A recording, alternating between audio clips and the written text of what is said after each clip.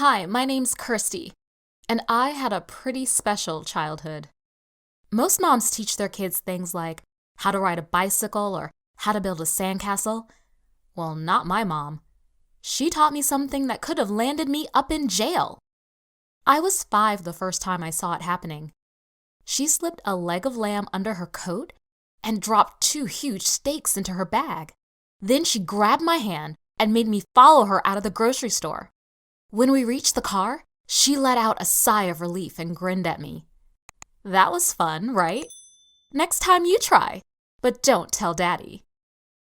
I had no idea at the time that what she was doing was wrong. It was our little secret, and it quickly became my favorite game. The older I got, the more we did it. She taught me all her tricks. And once, when we went to my friend's birthday party, I watched as my mom stole some of my friend's gifts, and then on the way out, I did the same thing. It gave me such a thrill, and we never ever got caught. It was weird because we didn't even need the things we stole. We were pretty rich, but Mom always said that wasn't the point. She just enjoyed it, and she kept everything in this giant locked-up cupboard. One time, she made me steal a watch for my dad's birthday. I put it on my wrist and covered it with my sleeve, then ran out. But the security alarm went off. I was in such a panic that I pointed to a homeless man sitting outside and told the shop owner that I'd seen him do it. Then I walked away and handed over the watch to my mom with a smirk on my face. She patted me on the head and told me I was a good girl. I tried so hard to impress my mom, but one day, everything changed. She lost out on a promotion at work to some man that she said didn't even deserve the job. She was so upset, so I stole her some flowers and her favorite cake. She got angry and threw the cake at me and told me I was useless, and that if I was going to steal, I should at least steal big things. Suddenly, I didn't want to steal anymore. I looked for a job so that I could save up some money and be able to buy my own chocolate and makeup and stuff. My dad gave me an allowance, but I've got used to the life of being able to steal whatever I wanted. I found a super lame babysitting job, but the pay wasn't bad, and the family were clearly loaded.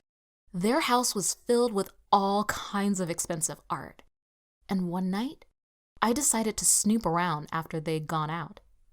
The kids were in bed, so the coast was clear.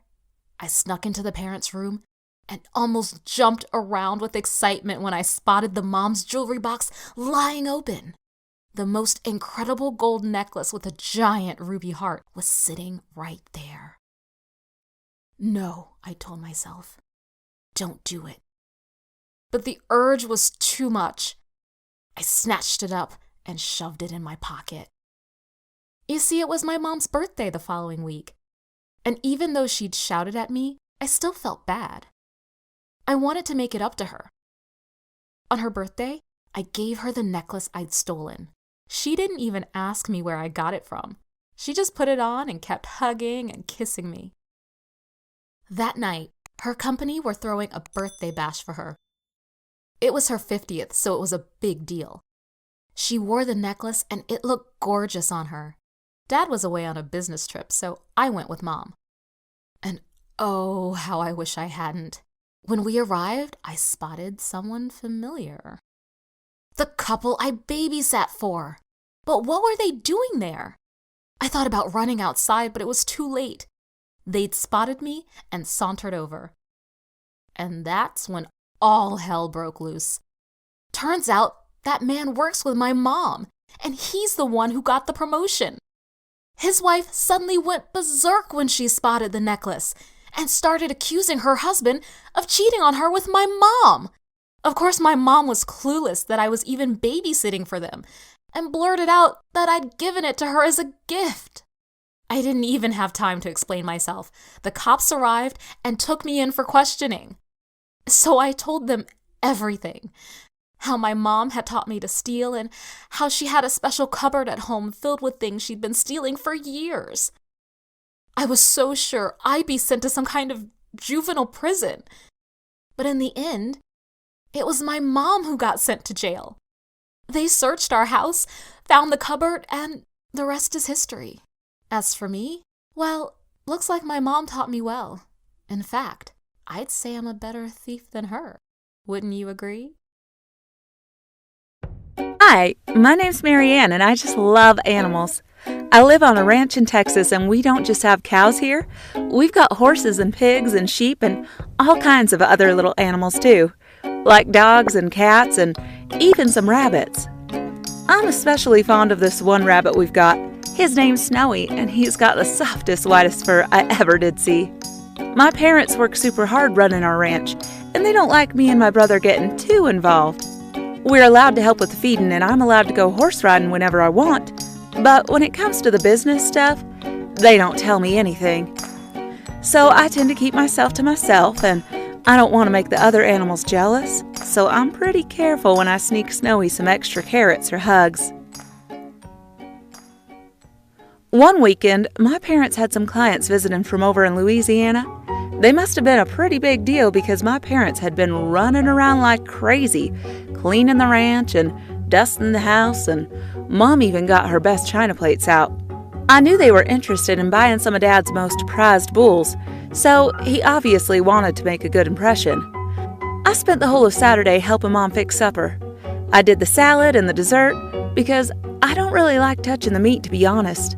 So while Mom prepared the chicken, she sent me off to do my homework and asked me to put on something nice.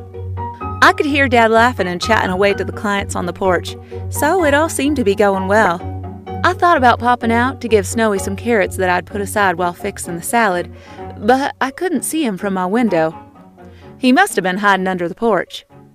At that moment, my mom called my name, so I figured I'd just go see Snowy after dinner. I made my way down the stairs and into the dining room and shook hands with the clients. They were both rather large men, and they were both dressed similar to my dad, kind of like cowboys. I guess that's the standard uniform around cattle ranches. We sat down, and everyone commented on how delicious my salad was, although Dad made a joke about me being stingy on the carrots. I silently chuckled to myself as I thought about how happy Snowy would be getting a late-night treat from me later. Next up was the chicken, which was so delicious. Mom had skinned it and roasted it with potatoes and smothered it in her homemade gravy. Everyone seemed to love it, and one of the clients asked my mom to send over the recipe at some point. It was that good. As we finished up dessert, Dad and the clients pulled out some contracts and sat down to finish negotiating.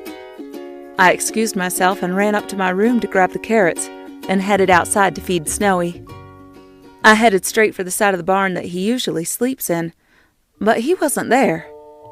That's strange, I thought. Maybe he was still hiding under the porch. I looked there, but I couldn't see him. I ran to the other rabbit hutches in case he had been feeling lonely and snuck in beside one of the other rabbits. He wasn't there either. That's when I started to panic. What if he'd run away? Or worse, what if he'd got run over on the highway? With tears in my eyes, I ran to find my dad. By this point, the clients had left. My dad was feeding the horses in the stable. I ran straight up to him and asked, "Where's Snowy?" Dad looked at me in confusion and asked who Snowy was. I told him that Snowy was the big, white, fluffy rabbit, the one that I was always playing with. He scratched his head and laughed. Then he said, "Oh, you mean the rabbit we had for dinner tonight? He sure was a tasty one, wasn't he?" Suddenly, it was like someone had punched me in the chest. I couldn't quite believe what I was hearing. I sat down on a pile of hay and started crying my eyes out. I felt sick. I looked up at my dad and started shouting at him. I said, "That's not funny. This isn't a time for jokes. Snowy is missing, and anyway, I know that was chicken we ate." Dad just looked at me and told me to stop raising my voice. He said it was rabbit we ate, and that he'd warned me not to get too attached to any of the animals here. I could barely hear him as he kept lecturing me about how this is the reality of life on a ranch, and I should know better. I thought about Snowy and his twinkling eyes, and the fact that we had just eaten my most favorite pet I'd ever had. I threw up. I didn't even have time to think about it. I just couldn't stop myself from vomiting. I couldn't bear the thought of Snowy being inside of me. I wanted to shout at my mom and ask her, how could she? But then I had another thought. From that moment on, I decided I would never eat another animal again. What did you think of this story? Please feel free to share your comments and stories in the comment section below. And don't forget to like this video and subscribe to our channel.